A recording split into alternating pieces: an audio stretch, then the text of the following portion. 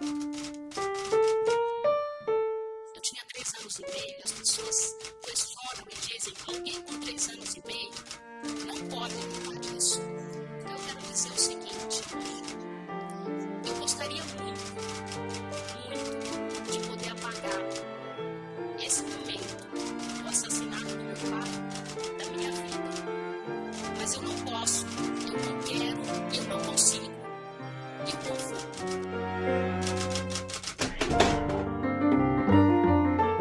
Foi terrível para mim aquilo. Foi uma imagem que nunca esqueço. E eu, quando vi meu pai naquele estado, aí eu desabei. E foi muito difícil. Foi um processo muito duro, difícil, doloroso, solitário. Eu sempre me senti parte dessa história, embora fosse uma criança. O Edson, ele regrediu.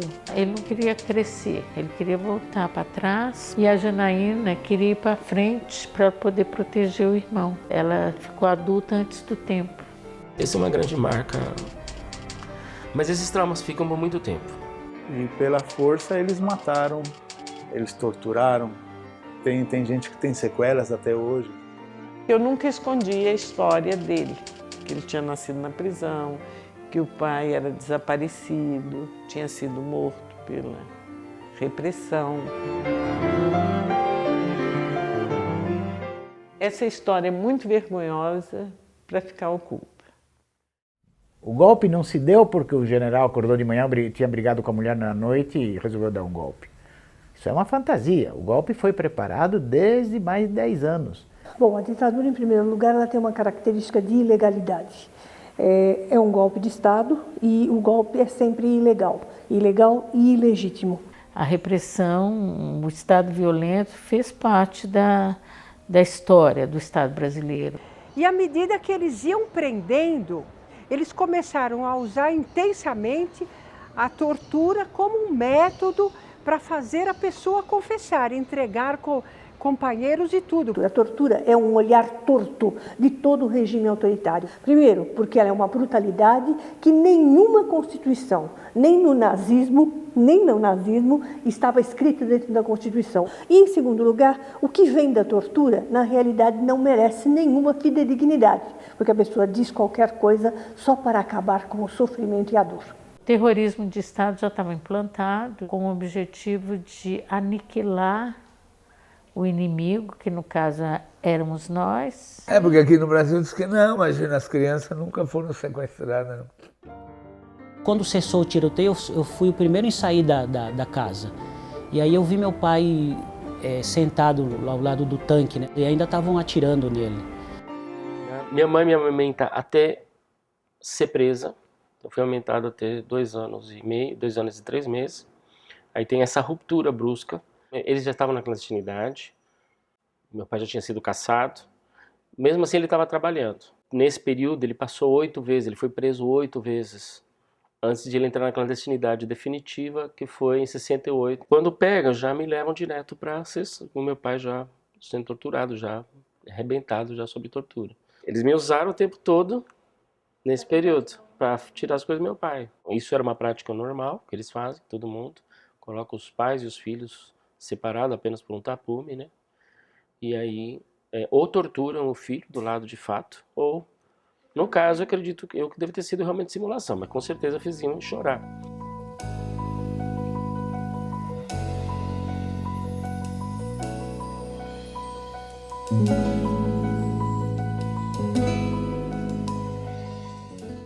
E eu me transformo nesse período. As primeiras lembranças que eu tenho são lembranças de pavor, né? Já são lembranças em Cuba.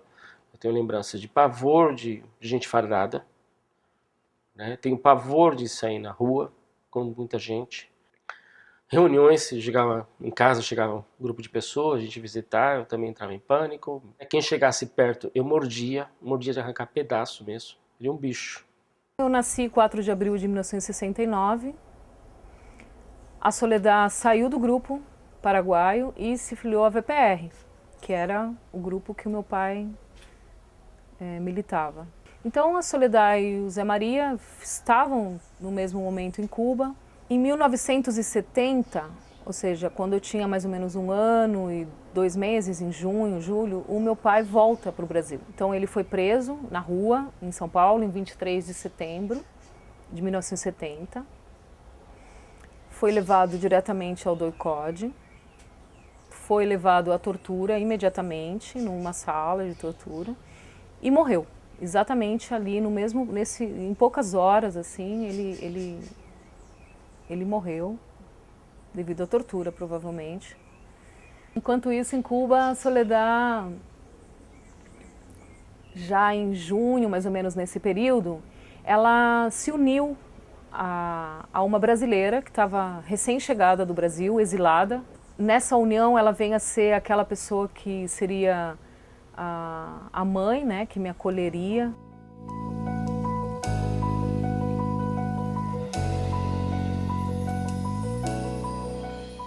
E em janeiro de 1973, 2 dias depois do aniversário da Soledad, ela é presa. No dia seguinte, a notícia do jornal é que havia havido um tiroteio, né, entre a polícia e os terroristas numa chácara no município de Paulista, onde haviam morrido 6 terroristas. Meus pais se engajaram no movimento que surgiu da sargentada que saiu dos quartéis, né? Nessa leva saiu também Lamarcas, né? Darcy e Pedro Lobo e outros mais que começaram a articular a vanguarda popular revolucionária, que era a VPR. Meus pais eram responsáveis pelo material bélico do movimento. Nossa casa guardava todo esse material bélico. E depois houve o cerco à casa, né? E aí se formou um tiroteio dentro de casa e meu pai tombou. Eu sei que quando começa o tiroteio, eu mesmo me enfiei debaixo da cama e depois, quando cessou o tiroteio, eu fui o primeiro em sair da casa. E aí eu vi meu pai sentado ao lado do tanque, né? Porque era uma tropa, né? Com armas compridas e ainda estavam atirando nele. Foi muito duro para mim, muito chocante, né? Aquilo. E aí nós fomos presos. Minha mãe começou a ser torturada ali mesmo, em Atibaia. Ela disse que juntaram todos os delegados ali da região para bater nela, né?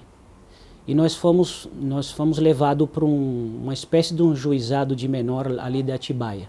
E aí permanecemos mais ou menos no cárcere uns 28 dias. Até que um dia foram buscar a gente, dizendo que nós íamos sair do país. E eu lembro que durante toda essa etapa nós não vimos mais a nossa mãe. Só fomos ver ela no DOPS, né, que estava muito inchada, porque tinha sofrido muito.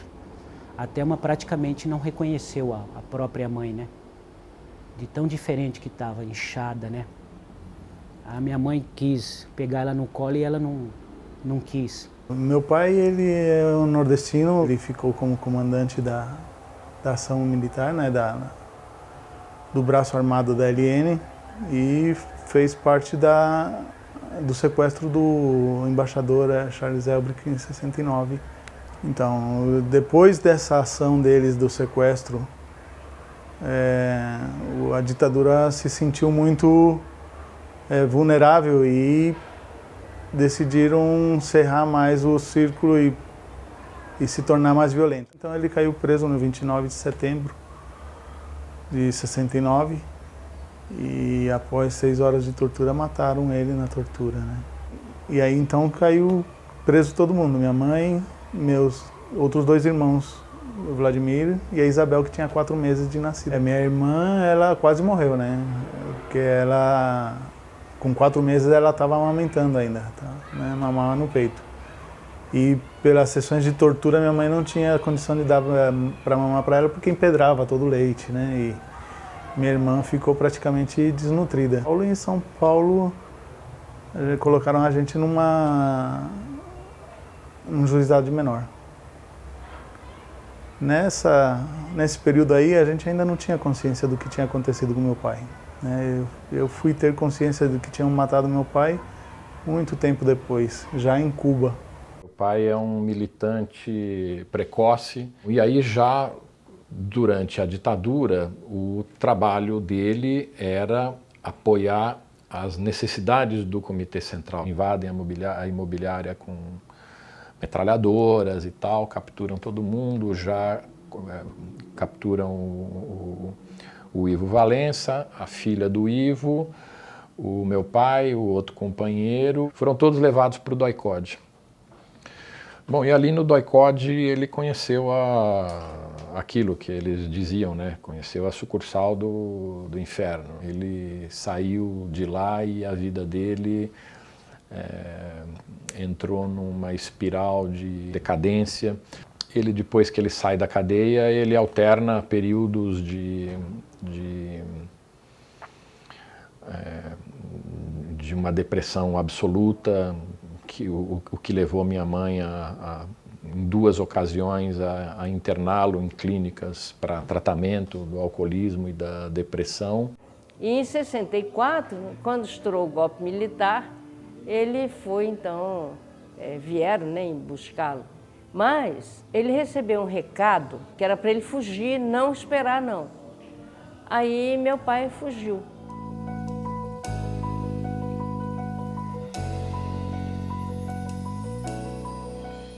Aí eu estava sentada na calçada assim, da nossa casa, aí eu vi ele chegando, falei, vieram buscar meu pai. Aí levantei, quando eu levantei, o sargento que estava conduzindo o comboio pulou na minha frente e perguntou para mim, onde você vai? Eu falei, vou avisar minha mãe. Aí fomos, aí eles entraram, vasculharam a casa. Só o sargento que estava com um revólver, mas os outros estavam todos armados de baioneta calada. Não sofremos agressões físicas, mas as agressões morais, né? A gente vivenciava aquela situação. Aí ele teve que se entregar. Aí ele se entregou, foi na delegacia. Então eles levaram meu pai. Meu pai foi torturado em Barra Mansa, no batalhão lá em Barra Mansa. Aí quando ele foi a julgamento, ele foi absolvido, porque não acharam nada que o comprometesse. Em dado momento ele surtou.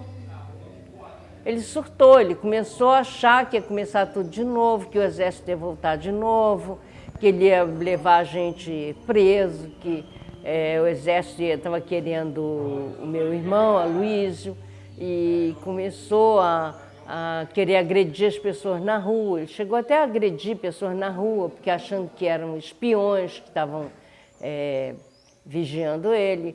E eu me lembro que foi um momento assim, muito difícil, que eu chorei muito, quando eu vi meu pai alucinado. Na minha adolescência eu comecei a atuar primeiramente nas favelas próximas à minha casa, que eram muitas, onde eu fazia um trabalho de alfabetização de adultos. E aí eu entrei para o Partido Comunista, comecei a militar já de uma forma mais organizada. E meus filhos nasceram na clandestinidade, né?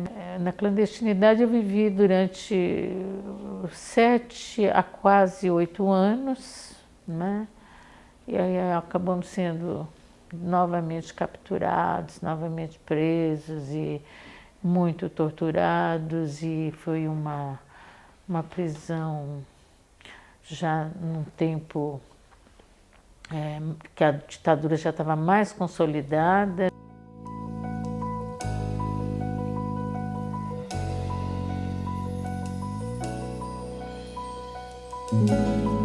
Quando eles chegaram, eles perguntaram se eu era a babá das crianças, e eu disse que era.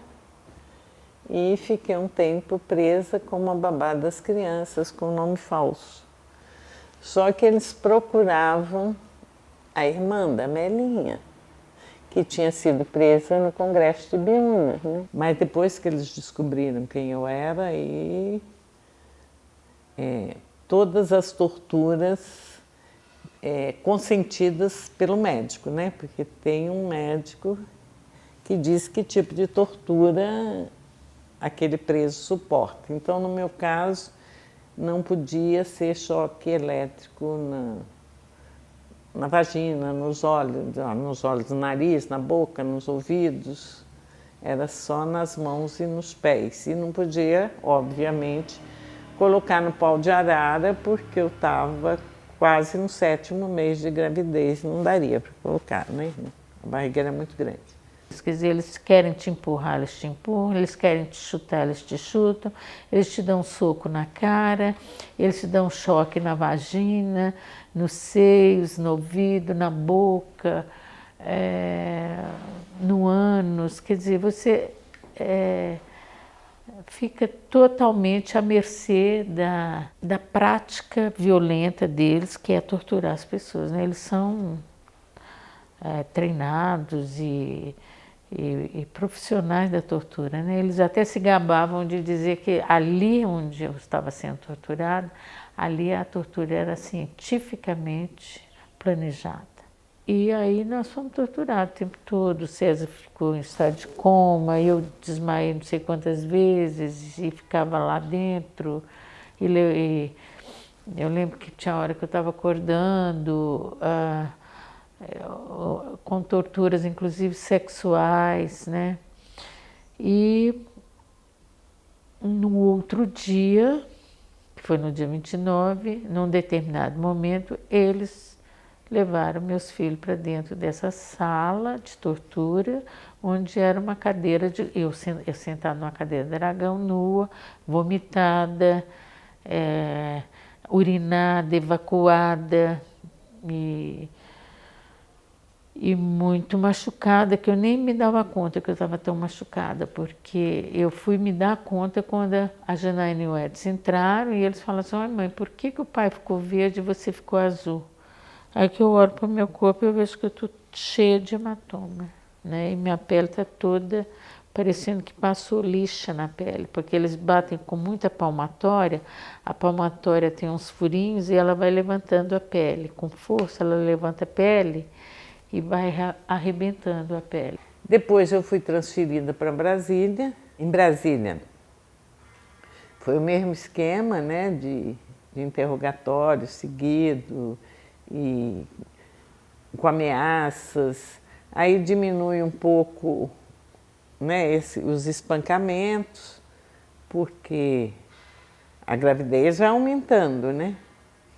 E bem, até que o dia que eu entrei em trabalho de parto e eu fui para o hospital da guarnição de Brasília. Dr. Trindade era um capitão do exército e ele falou assim: "Eu não vou fazer porque eu não estou de plantão, à noite, amanhã à noite, eu estarei de plantão e eu faço parto." Eu falei assim: "Mas meu filho não vai aguentar, a bolsa está rota." Ele falou assim: "Não tem importância, é um comunista a menos." E quando saiu todo mundo do quarto, eu cortei aquele caninho do soro com os dentes e não tomei o soro. E quando foi de madrugada, eu entrei no período expulsivo e esse médico veio fazer o parto e foi assim, sem nenhum tipo de anestesia. Ele fez aquele corte, que é a episiotomia, né? E fez a sutura sem anestesia. Não me mostrou meu filho na hora que nasceu. Eu só ouvi que ele chorava, o que já me tranquilizou, né? O trauma, ele suscita uma série, a princípio, quando a pessoa chega individualmente para ser atendida, uma série de sintomas corporais com muita angústia. Dor no peito, taquicardia, insônia. Então, esses são alguns efeitos de situações que ainda estão presentes. De uma história que foi vivida, corporalmente foi e ainda está no corpo. São detalhes que não saem da cabeça, que ficam. Isso traz muita dor para a gente, né? Mas nós temos que superar essas coisas e ter coragem, né? Às vezes eu respeito também as pessoas que não, às vezes por sentimentos muito profundos, né? Porque não é fácil você contar essas seviças que você sofreu. Eu não sei se a gente tem um instinto de preservação tão forte que faz a gente, às vezes, apagar da memória coisas ruins que acontecem com a gente. A partir dos 10 anos eu comecei num processo de sofrimento. Primeiro por essa coisa, foram mortos, foram assassinados. Eu acho que isso pesava muito, né? Essa coisa de ter sido assassinado. Né? Ele tinha medo de todo mundo. Se tocava campainha na minha casa, eu não podia atender a campainha porque ele falava que era o exército que vinha buscar a gente de volta, lá para o DOI-CODE. Então eu falava, mas Edson, eu tenho que abrir a porta. Não é o exército. Eu combinei que uma pessoa vinha aqui tal hora para fazer qualquer coisa lá, né, digamos. Aí ele corria então para dentro do banheiro, ficava com a porta fechada. E depois eu tinha que convencer ele, ó, a pessoa que chegou é fulano, que você gosta, trouxe bala para você, entendeu? Para convencê-lo a abrir a porta. Ele tinha muito medo de campainha. Então eu já ouvi que eu teria uma obsessão pelo passado, porque eu preciso transformar o meu pai num herói para aceitar que ele era mais do que um bêbado. Quando ele estava com uns 8 meses, ele teve convulsões e aí ele fez um acompanhamento neurológico, né, durante muito tempo, mas não teve nada assim de lesão neurológica nenhuma. Então o neurologista achava o seguinte, porque ele teve essas convulsões, ele teve umas 3 convulsões dormindo. E ele achava que ele tinha pesadelos. Por causa de tudo que ele viveu, ele deve ter pesadelos horríveis e ele se debate para se livrar disso até acordar, ficar bem acordado. Primeiro você já vê que é muito difícil, né? Quando a gente vai na questão da criança, nesse período não tem jeito, não tem como não se emocionar, porque está aqui, né? A pior tortura que você tem eu acho que é psicológica, não é física. A gente em Cuba, a minha mãe começou a trabalhar muita gente, né, para não deixar que esse trauma tomasse conta da nossa consciência, né, e nós fomos superando aos poucos. Na verdade, eu tinha sido abandonada, né? Esse era o sentimento. Tinha sido abandonada. Eu passei por vários momentos, assim, desde me sentir abandonada até entrar numa questão de mesmo conhecendo os motivos, isso não era suficiente, né? Eu acho que vai juntando, né, tudo com o passar do tempo, né? Vai juntando tudo com a situação que a gente sempre levou também. Aí tudo vai refletindo depois. A alopecia é que o cabelo cai normalmente, naturalmente, como de todo mundo, e não nasce de novo. Aí vai ficando os vazios. Aí não tem jeito, não nasce outra vez. Era muito triste dormir de noite, né? Porque meu irmão tinha muito medo de que existia a possibilidade de que dessem a gente adoção. E a minha irmã, por ser uma bebê, ela era a que tinha mais possibilidade de ser adotada naquela época. Então meu irmão, a gente se pegava de noite e se amarrava debaixo do berço para evitar isso daí, né? Não sei se teria conseguido evitar, mas acho que talvez isso daí ajudou um pouco. E era muito assim pesado pra gente, pra mim principalmente, né? Eu não consigo, muitas noites não conseguia dormir, ficava esperando amanhecer. Quando amanhecia era outra coisa, né? Era como se eu tivesse saído de um estado de choque para o normal, o cotidiano. Eu não queria nunca que anoitecesse. Sempre que um preso era tirado da cela, o carcereiro vinha com as chaves, que era uma argola assim, com umas chavonas, sacudindo. Então, quando ele sacudia aquelas chavinhas, meu filho tinha soluço ainda dentro da minha barriga, no útero, né? E o que eu observei é que depois que ele nasceu no hospital, quando vinha o carrinho com a comida, e que os talheres ficavam em cima daquela bandejinha de inox, fazendo um barulhinho semelhante ao da chave, meu filho tinha soluço do mesmo jeito, né? E ele tem soluço até hoje, certo? Qualquer estresse se manifesta com soluço, né? São umas coisas assim,